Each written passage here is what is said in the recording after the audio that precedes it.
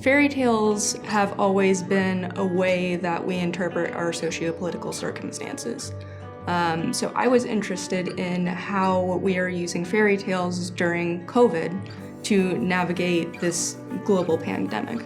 So what's interesting about fairy tales and their simplicity is that that's kind of what makes them work. I like the intuitive logic of fairy tales, that they kind of operate on their own logic.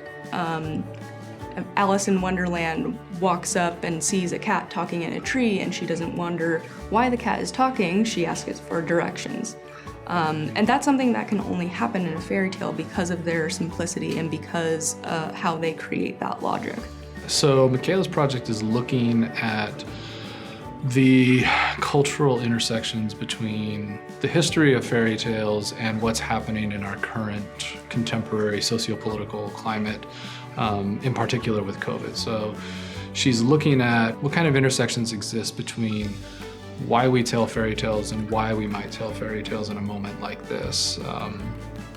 Because it's not the first time in history where people have turned to fairy tales as a means of navigating social chaos. I always loved fairy tales growing up. I grew up on Disney, so I loved all the Disney stories, and then I started reading, the tales behind them. And I found it so fascinating, all the differences between what I knew as Cinderella and Sleeping Beauty. That's what got me interested in fairy tales as a kid. And I've definitely learned a lot from this project about the significance of fairy tales and the form of fairy tales. And it's really given me an appreciation for what I learned about storytelling from them.